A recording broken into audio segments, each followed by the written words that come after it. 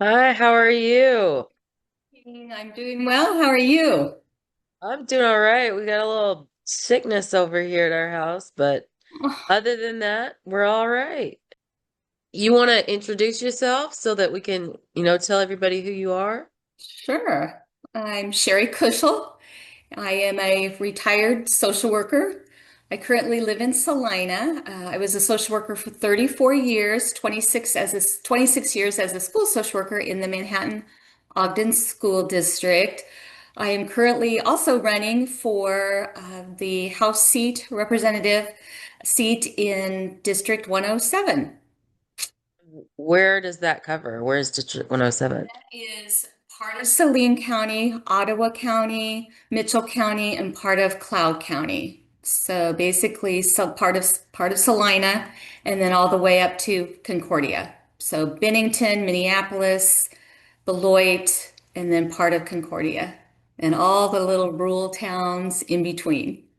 You know what? I think I've got the, I just saw, you said 107. I Yes. was gonna pull it up on the house website. And I can share that with everybody so they can see exactly where you are um gonna be and who can vote for you. Have you ever run for public office before?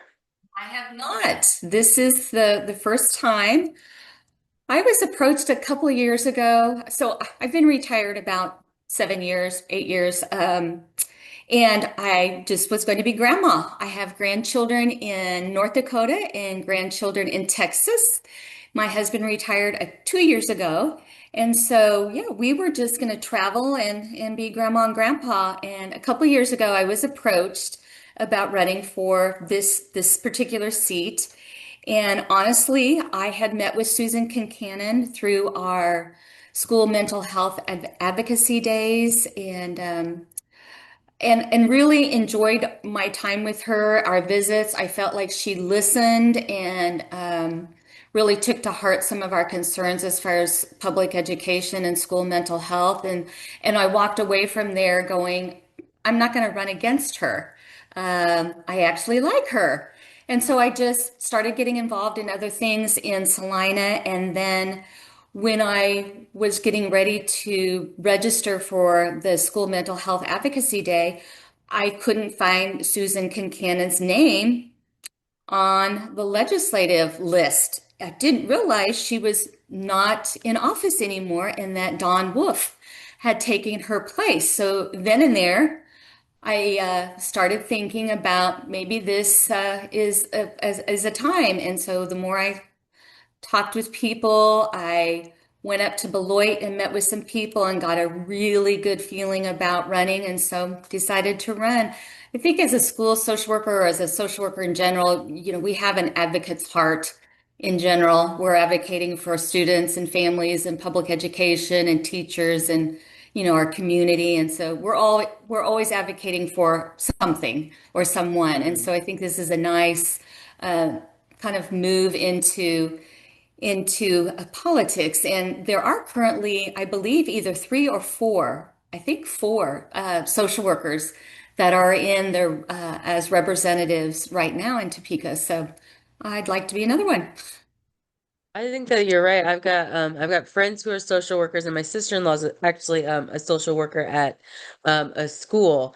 And Okay. so I think absolutely they're great people. They go into it to serve the public. Yeah. And so it makes sense that some of them would move over to Mhm. more public service on a grander scale is what I would Yes. say.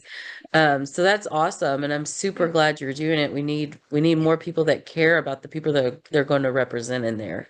Yeah. Um, Yeah, and I just think, and again, as a social worker, our job is to listen. mhm. And that to me, as far as a representative position, that's my main job is to listen to the people in the 107th. And I think that's missing in a lot of districts across Kansas and the country for that matter. And 100%. so we're good listeners, and I think we're good problem solvers. We don't, I always told my students, I don't have a magic wand. I can't fix this, but I'm willing to listen. I'm willing to brainstorm with you. I'm willing to research for you, other options, ways to handle a situation. And I think that flows nicely into being a representative too. Yeah. Yeah, I think you're right. I think you're absolutely right. And you're right. There are too many that don't listen to their Mhm. constituents anymore. I'm gonna move. The lighting in here is really bad. Okay. I'm sorry. No, that's I okay. My daughter's homesick. I'm home. That's why my Yeah. nose is all red. But Oh, let me move in here and see if I can't get some better lighting for this. okay. Um, and then, so that's exciting. So I did pull up your district map Yes. on there so everybody can see where you are. And like I said, you can take this video and use it how you need to use it. We'll send Awesome. you a copy of it all. And my team's going to try to get something out today about the House bill, which actually I've also got pulled up. Hmm. So let me see if I can share the text of it. So here's the text of it. And I was just reading it this morning in 2 seconds and I'll be right back. Okay. There we go. Okay, I think that's better. But yeah. Okay, so yeah, so we met on last Saturday at an event, and you were telling me about this, and I had no idea that this was coming up. It's actually up for a vote. If we go to the website, it'll tell us that it is up for a vote indeed on Mhm. Thursday at 1:30. Right. It's in the Committee on Education, it looks like. I don't think they've sent it out yet. Um, so, but it's really important. Do you want to tell us about it? Because I know you have a lot of passion about this, which is we need that. So, Right. Right. Well, it's House Bill number 2420, as you can see there on the screen, and it's concerning education. I'll just read to you that first paragraph because you might not be able to see that. An act concerning education relating to school districts requiring parental consent prior to providing any school-based mental health service to a student, establishing exceptions to each such requirement, authorizing the imposition of a civil penalty for each violation thereof. So lots of legal words in there, but basically is they're wanting mental health providers where and that too is who falls under that. Is that nurses, counselors, social workers, psychologists? There it doesn't specify. It just says school-based mental health service that we could provide. um, but I'm opposed to it for many reasons. And first of all, as you look down through the text, it talks about um, initiate or provide. They use those words, and also any school-based mental health. And I wrote in my written testimony to the committee that the words any, initiate, provide are very vague. And further down in the bill, it talks about with a threat of a $5,000 penalty for every violation, the bill. And so that needs to be, for those terms need to be further explained, especially if you're going to be, fined. And again, it doesn't, is it the individual provider? Is it the school? Is it the school district? And $5,000. So, I mean, just that alone, I'm opposed, but there are lots of other reasons. Do you want me to go into those too right yeah, now? I'd love to hear. I'd love to hear. So, yeah, so I've tried to point out where you're Yes. talking about on here. Yep. And to me it looks like they're gonna charge the school district for that civil penalty. Okay. And I mean, I just think taking money away from our schools is always a bad idea. But certainly in this particular instance, and I'd really love for you to touch on why, as someone who's worked in this environment and understands, what's at risk with this bill, how will this, affect our kids. Like, why should we care about this? Yeah, well, I think we should care a lot because I think it would affect our kids tremendously in a negative way. And what I did put in my testimony that I was grateful to see their exception. They have one exception, and that is the risk of suicide.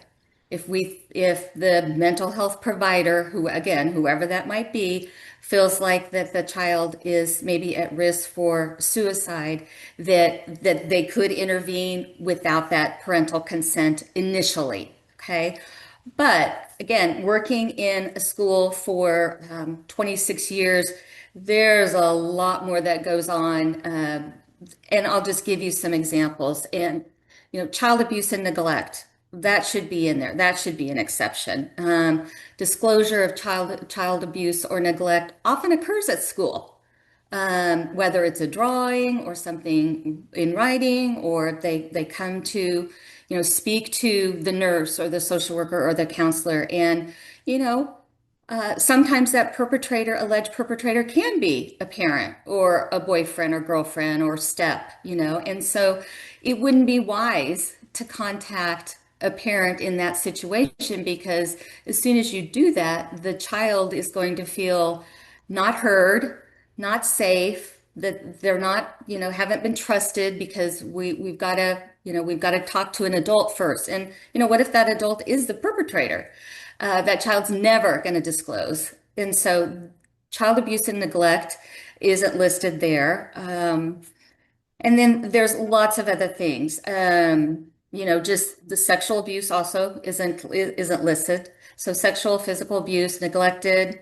Um, there's lots of situations, and again, if you're not in that setting, you don't know. But sometimes and I worked in an elementary school, so preschool through sixth grade.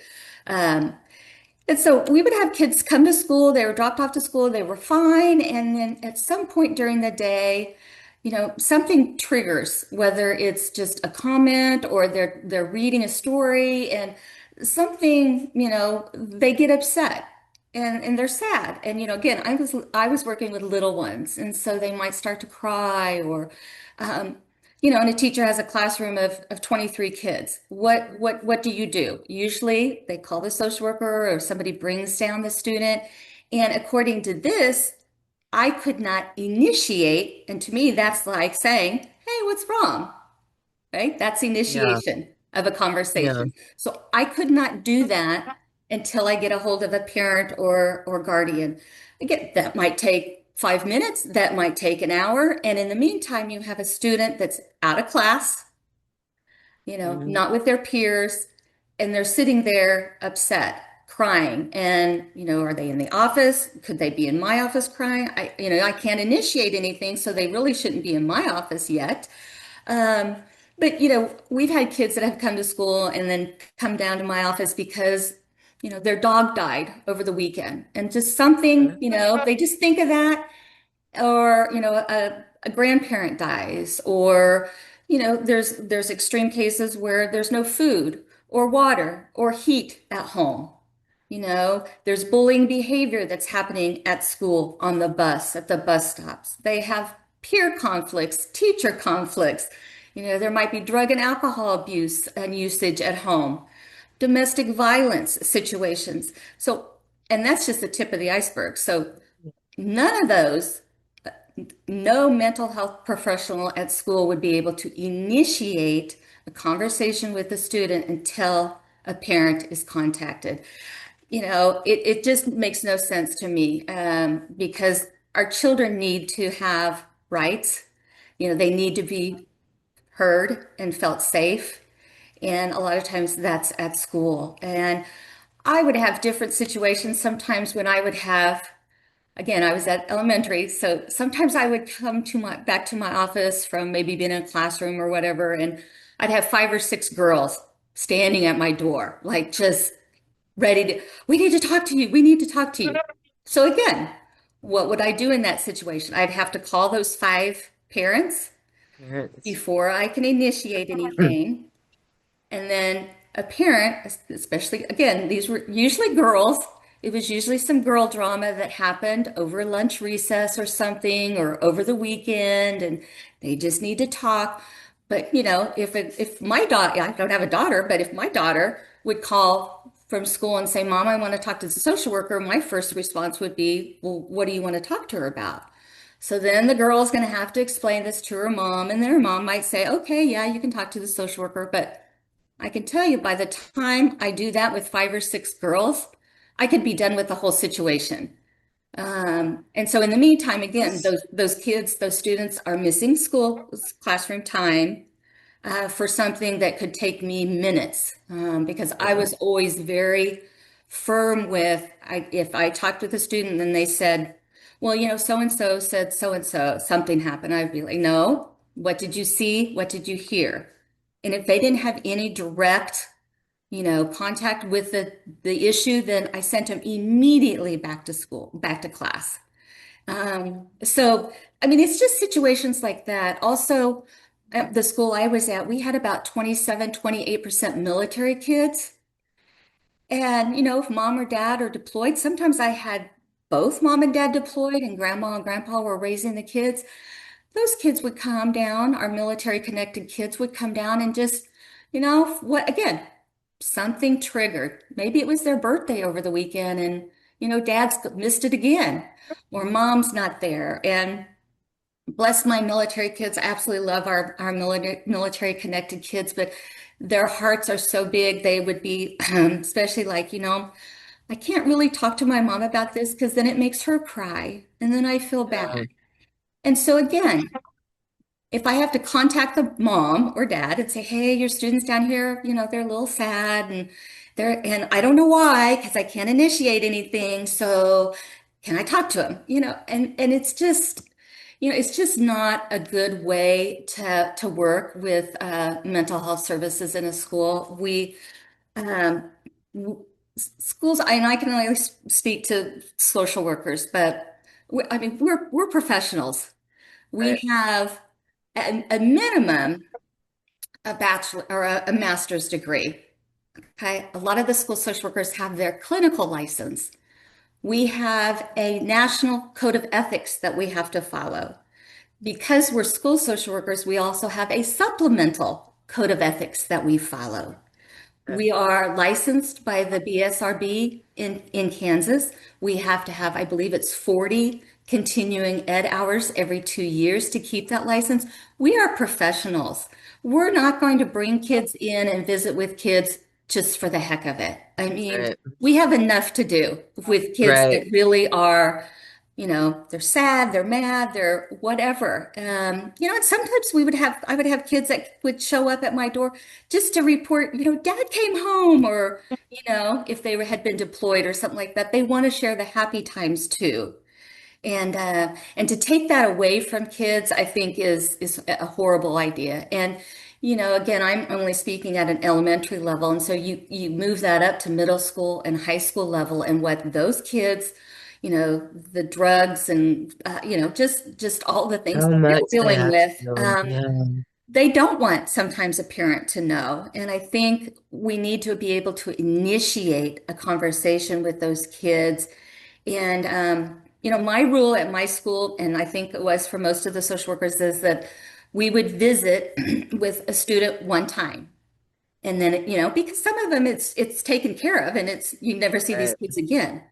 But if I felt like, oh, this is something that, I probably need to see the student again, or they need to seek some outside counseling, then I would contact a parent. I definitely, social workers don't see kids, without parent consent after that initial experience. So, yeah, those are kind of some of my reasons why and the effects on kids. I think it would be detrimental to kids. Yeah. Well, I know like as a mom, from a mom perspective, I know that there are some times where and my kids are still pretty little, so they tell me most everything, I think. Mhm. Um, but I've even told my daughter, hey, if you ever need to talk to a doctor or somebody and you need me to not be there, these are people that I would trust with them, right? Like Hmm. I wouldn't just do this with anybody. I'm Right. very, very protective of my children, like any mother is. Hmm. But I've even called our school social worker and said, hey, you know, something's going on. Can you just check into it for me? See what you think? And because I know, like, especially with like the first child, you don't know Hmm. what you're doing, right? Like they really Right. teach you. You learn how to be a mom. And it's an amazing thing. And I'm so just the the way my daughter is just I'm Hmm. amazed with her because she's so mature. I was the youngest of two older brothers. And then I had a younger the half sister, but grew up with the two older brothers. And so, they I think they thought they knew what they were doing by the time I was around, but I know for me, that first kid is it's a lot scarier when you're trying to work through that. And I've spoken to our nurse and she's given me advice. And Hmm. I, just for me, the more trusted adults that my children can have, that they can go and reach out to, because I can't be at the school all day, right? So I want them to feel like they have a safe person to go and talk to. And I think our social workers, just my experiences with them, they're people that I trust to do those things. And so I'm relieved that we have them, but I don't want them feeling bound Right. by these laws, and scared to do what they need to do when the case arises. And it's just more red tape, and Yes. like you said, these are professionals. They're not just people that are willy-nilly just, Right. trying to go find out the drama or something like that. Right. They're trying to help our kids. And I think you know, we've gotten just from my perspective, we've like steadily gotten less and less respect for our educators. And Mhm. I think that that's really harming us a lot because, yeah, I get it. We need to be involved and understand what they're doing and make sure that they are the right people to be there. There's always a possibility of something wrong. But for Mhm. the most part, our educators are amazing people and they really care about our children. I know when I went to school, like I was supposed to be a teacher and I've worked with youth. I've done some teaching. I've done some substitute teaching. I was a camp counselor for a summer. I went to Girl Scout camp with my daughter last year, uh, do the school mom stuff or the room mom stuff.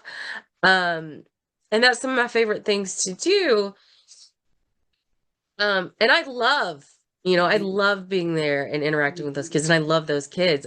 They're just so fun to be around. And if they're hurting and they need something, then Yeah. we should be able to offer that to them. I mean, that's part of what we should be able to do. And we've really got to figure out this taking away the trust Mhm.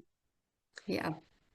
and the kind of the I don't want to say control because then someone might get upset about that, but the ability of our educators and our schools to do what is needed Right. for our children, because they go to school, they study for this, and a lot of them have been there for a long time Hmm. and they know what they're doing. Right. So yeah, so we can balance that, but I think that's also, like you said, the continuing education. You Hmm. have to do that. Hmm. And you have to have a degree to go into this line of work. It's not Right. just anybody. Right. Um, I did notice in here that it talks about tier one versus tier two and tier three. Mhm. Are you familiar with that? Yes, yes. And a lot of, every school district is different. The tier one, two, and three, like the tier one would be, all your regular ed students. A lot of those students, might, if they need to talk to somebody, they might see a counselor. But like in my school district at the elementary level, we didn't have counselors, not any. So I did, the school social workers did it all. We did tier one, two, and three. Okay. And then Okay. tier two is maybe something that's, where you do see a student, whether it's because of, they just need some coping skills. They just get too upset too quick about little things and they need to learn some coping skills. Or maybe they're just have very low self-esteem and just need some confidence built up. So we work on that. I mean, there's just lots of things at that tier two. And then your tier three level is more like your special education, those very specific specific strategies and things that we do with students. And again, since I had kids in special education, that was on my caseload. And yeah, and sometimes I met with those students individually. Sometimes I met with them in a small group because just getting some of that peer relationship Yeah. building. And so, yes. So there's a need for all three of those tiers there, but again, depending on your school district, depending on who might do what. Right. Okay. Yeah, All yeah. right. Well, cool. And I'll put these links wherever we share a video. I'll make sure these links are Okay. here, but you can, folks Yeah. can look them up if they want to look them up. Well, Um, and our KSDE website has a lot of resources for parents. And, oh yeah. I know,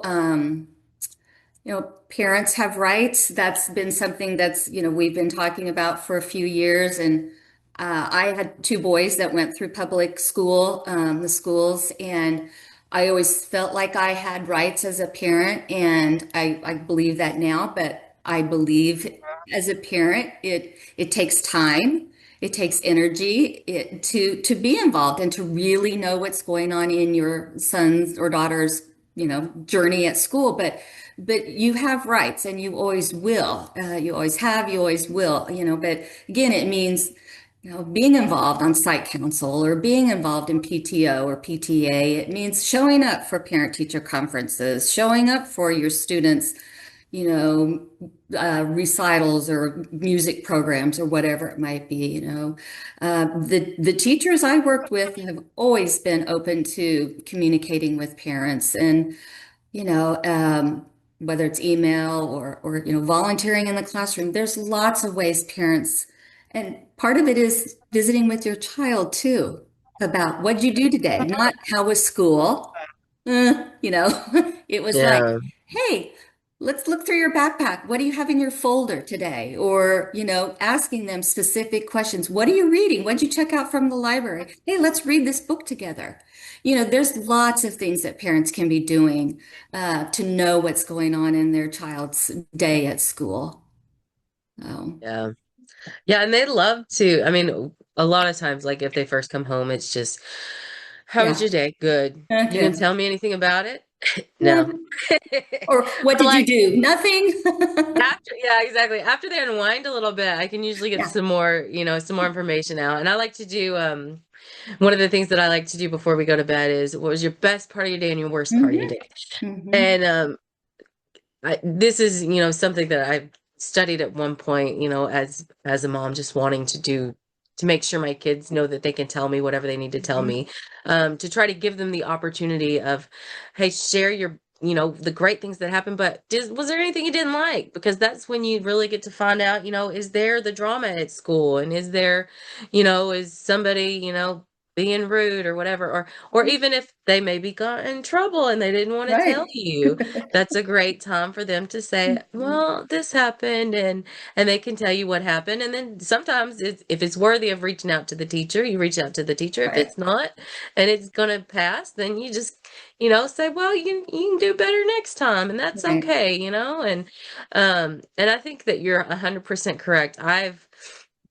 I have never had a teacher not respond to me, not feel like I can go and talk to them. Obviously, some are friendlier than others, but that's just because some people are warm and fuzzy and some people aren't. Mhm. Mhm. Um, but I've always, and I think it's got to be a partnership. It's got to be, we are coming together to create these human beings and turn them Right. into good members of society and set Mhm. them up for success in their futures. And it's just a real shame the way that it's kind of become like a tug of war of who's going to have the power, who's going to have the Right. control. Um, and it's a shame. It's a shame. I agree. It just feels like, and growing up, my dad was a high school principal. So I've kind of been seen the education piece for a long time, and it just feels like over the years, and again, especially recently, last 5 years maybe, especially, we just feel like we're the enemy, those of us in education or in mental health services, and we're not. I wrote in my testimony that I would go home at night and, you worry about these kids and you hear teachers talk about my kids. I mean, they care deeply Yeah, they do. about these kids. And I mean, I remember going home and I still do to even to this day, even almost 8 years removed. You think about kids and you wonder, how they're doing. Do they have enough food to get them through the weekend? Is there heat on at home? Our mom and dad fighting again? It's just you worry, you think about these kids, and I'm like, to our legislators, do you think about these kids at night? Do they keep you Yeah, awake at night?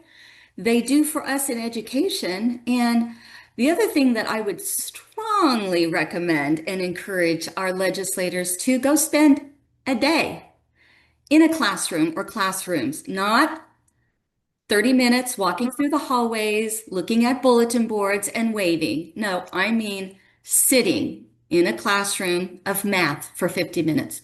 Maybe go to the resource room for an hour and watch and listen. Go to the lunchroom and see what's going on. When we have people visit our schools, they meet with the principal for a little bit and then they do the little walkthrough and then they leave. I've never right. had anyone ever ask to visit with me, never set in on, and so that's my challenge. If you really want to know the truth about what's happening in your schools, in your child's schools, then get out there and do a little more, put a little more effort into what you think you know. I Because like I that. think you will find that we're very blessed to have the educators and mental health providers we have, and many are leaving. I always had an MSW intern, and I tell you, I had some fabulous interns over my 26 years.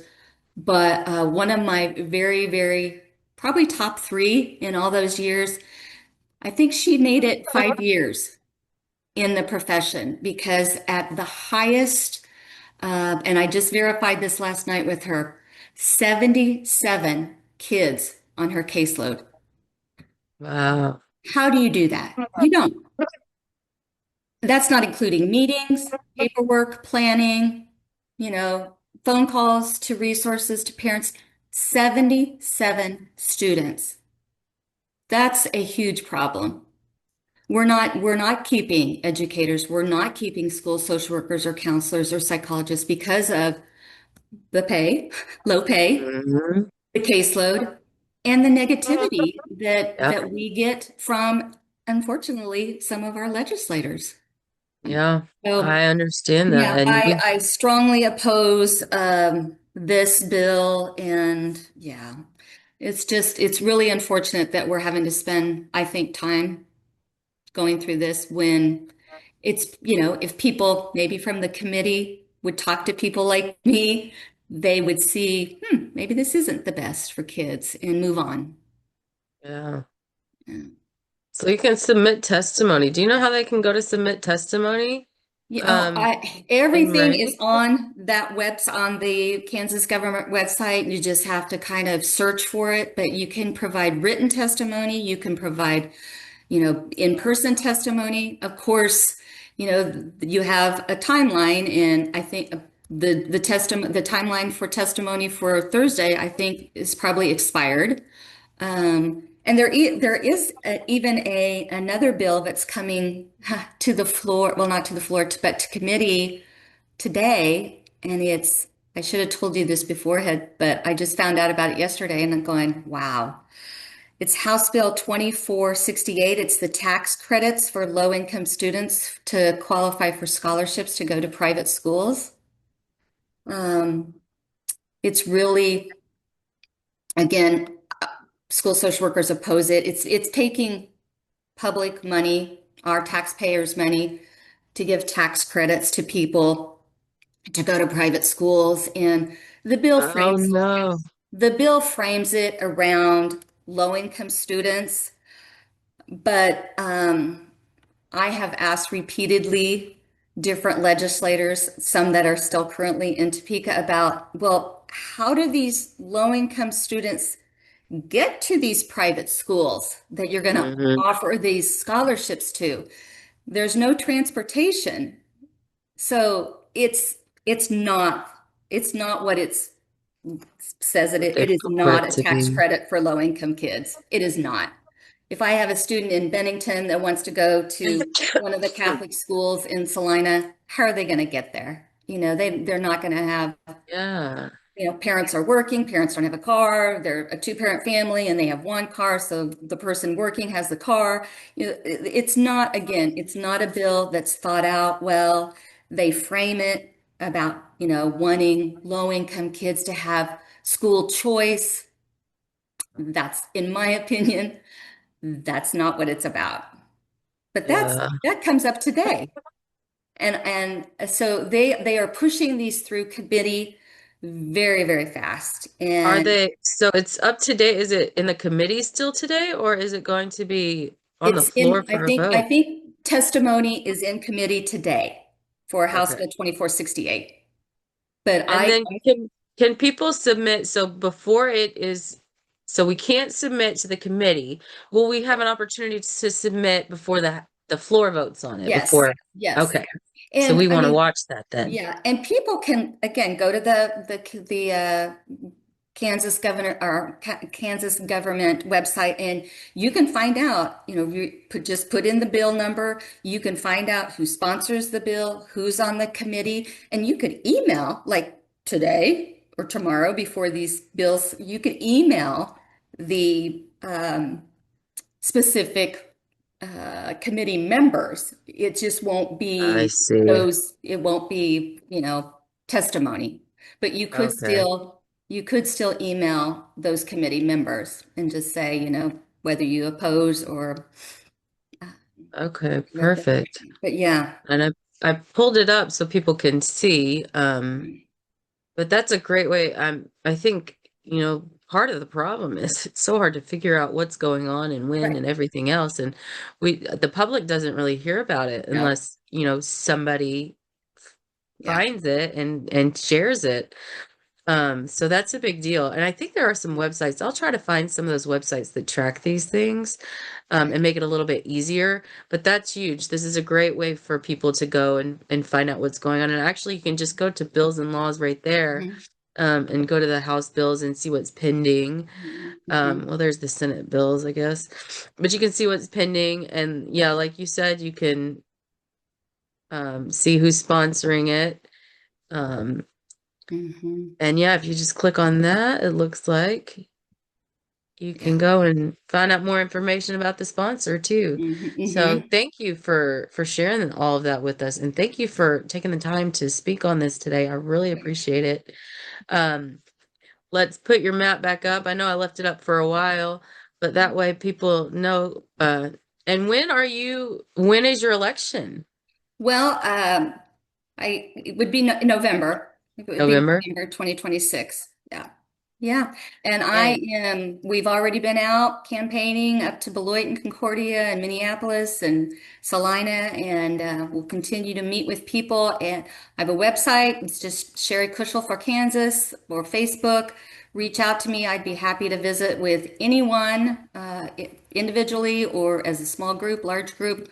Ready to get the word out and let people know you have an option in November all 2026. right. Yeah. Well, good deal. Well, I'm happy to see what you do. I'm excited to see what you do. And like I said, we'll be out there for a roundtable. I'll let you know what it is. If you want to co-host with us, that'd be Okay. great. But hopefully we'll get some Yeah. people in the room talking and Well, let us know what we can do for you. I'm happy to help you because well, I love to see good yeah, people running for office. I appreciate you, following up with me and getting this all put together because I think it's important. People don't know, and things are happening really, really fast in Yes. Topeka, and I think for that reason. Yeah. And Yeah, I think it's on purpose for sure. yes, I do. I think they did a lot of work over the summer. They came in prepared with these bills and they're wanting to get them through fast without people really knowing what's happening out there. And it's unfortunate. So anything that I can do to help get the word out, I think is yeah. And then people need to follow up. You need to make a phone call or an email and just let people know, how you're feeling about a certain bill or whatever. But get engaged. We need you. Yeah. And if people, so you gave us your website, so Yes. you're looking for volunteers, and of course you probably need donations like Oh, everybody. oh yes. Until we can get that campaign finance reform done. That's Um, right. That's right. so well, good deal. Well, hopefully you get some traction on this, and I will send you a copy of it all, and you are welcome to use it however you need to use Okay. it. Thank you, Um, Anne. I appreciate you so much. well, I appreciate you, and let's keep in touch, and Yes. let's make some good changes Well, together. and get your family and yourself healthy. Oh, yes. Well, when I kids, know. as soon as they start school in the fall, we Yep. just rotate diseases. All the germs. Oh, I remember. I remember I know working you in an know. elementary school.